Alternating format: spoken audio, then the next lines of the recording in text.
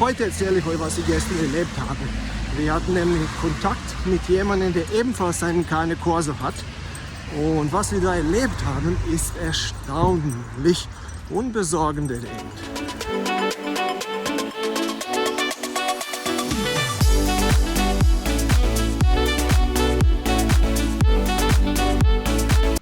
Jo, jetzt gehen wir erstmal spazieren, wir beide. Ja. Mein Gott, es ist richtig dunkel. Sam, es ist Nacht. Es ist aber schon nach 8 Uhr. Naja, als wir in Dubai gelebt haben, war das besser. Um 6 Uhr war es richtig hell. Hier immer noch Nacht. Also diese Familie, mit der wir gestern Kontakt gehabt haben, hat ebenfalls einen Cane Corso. Ein Männchen. Und der ist ungefähr genauso alt wie Sam. Also ungefähr 8 Monate. So, der war natürlich von Anfang an wie alle Welpen unruhig. Und um ihn ruhig zu stellen, hat die Familie die Strategie, eine große Auslastung gewählt. Also, sie sind wie Weltmeister mit ihm spazieren gegangen. Heute gehen sie ungefähr 3 bis 4 Mal spazieren, und zwar jeweils 1,5 Stunden. Dazu tobt der Hund mit seinen Kumpels, also 2 anderen Hunden, mindestens 2 bis 3 Stunden. Das bedeutet, pro Tag macht dieser Hund sozusagen körperliche Schwerstarbeit, Sport, 4 bis 6 Stunden. Wahnsinn! Könnt ihr das vorstellen? 4 bis 6 Stunden körperliche Arbeit bzw. Sport treiben. Dieser Hund muss ja gaga sein. Geht gar nicht anders. Er ist voll gepumpt mit Adrenalin, mit Sicherheit.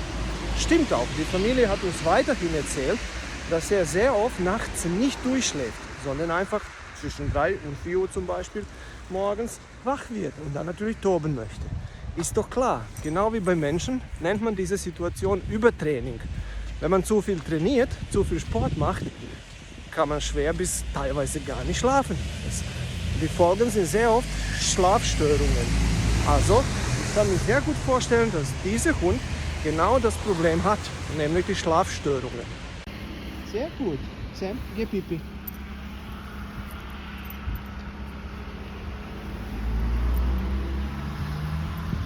Pipi.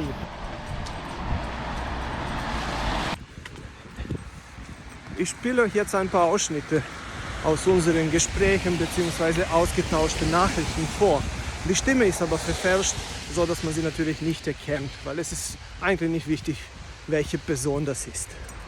Weißt du, das ist, also wir gehen im Prinzip jeden Tag mindestens 4 Stunden, also mehr, weil die kürzeste Strecke ist ca. 1,5 Stunden und wir gehen mindestens 3 bis 4 Mal pro Tag. Meistens schläft er durch, aber der hat hin und wieder seine 5 Minuten, so wie heute um 3 Uhr schon. Alleine Spaziergang bringt nichts.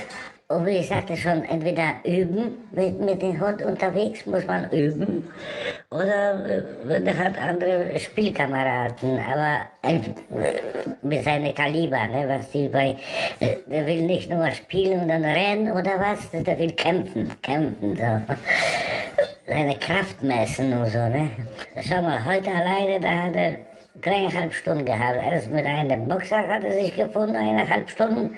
Und dann ist sein Kumpel Pitbull gekommen und wir waren wieder 2 Stunden. Und der ist ruhig, aber nicht hyperaktiv. Ne?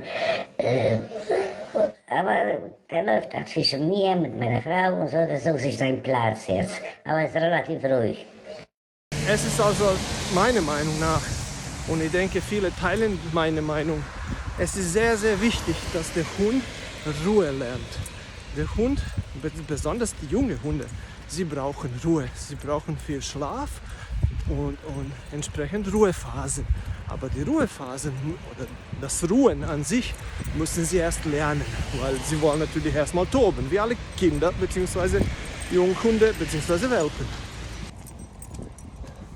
Wir machen das mit Sam so, dass wir jetzt entsprechend 2 Mal pro Tag spazieren gehen, morgens und abends.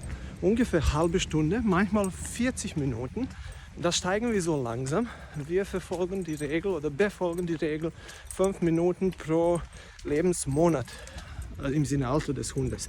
Also sprich, er ist jetzt ungefähr 8 Monate, würde es 40 Minuten bedeuten. Und wir haben festgestellt, die kürzere Einheiten, die kürzere Spaziergänge belasten ihn weniger. Er tobt danach weniger und flippt weniger aus. Dazu gibt es auch ein Video, das werde ich hier verlinken, dann könnt ihr es entsprechend sehen, was ich eigentlich damit meine. So, außerdem trainieren wir mit ihm mindestens einmal, aber auch 2 bis 3 Mal pro Tag. Diese Trainingseinheiten sind in der Regel kurz, 10 bis 15 Minuten, manchmal 30 Minuten. Und sie machen eigentlich Spaß. Sie sind eine Mischung zwischen Spielen und Trainieren. So, das lastet unseren Hund ebenfalls aus. Nach diesen Trainingseinheiten ist er genauso fix und fertig, als ob er 1,5 Stunden gegangen ist. Nur das ist die geistige Auslastung. Die ist ebenfalls wichtig. Es wird heller in Hamburg. Sam! Endlich. Ich hasse, wenn alles dunkel ist. Mag ich echt nicht.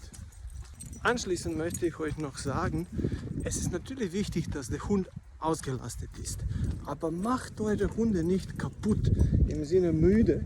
So müde, geh Pipi Sam, geh Pipi. So müde, dass sie sich nicht bewegen können. Es stimmt schon, dass ein müder Hund ein guter Hund ist. Aber das ist nicht Sinn der Sache. Sinn der Sache, dass der Hund glücklich ist.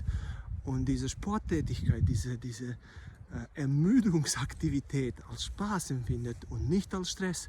Und wenn jemand 6 Stunden lang mit dem Hund draußen ist, tobt und spazieren geht, also Sport treibt, ist das alles nur nicht schön. Das ist Stress pur. Also Leute, Auslastung ja, körperliche ja, geistige aber auch. Und zwar in einem guten Gleichgewicht, so dass der Hund glücklich ist. In diesem Sinne, bis zum nächsten Video. Tschüss!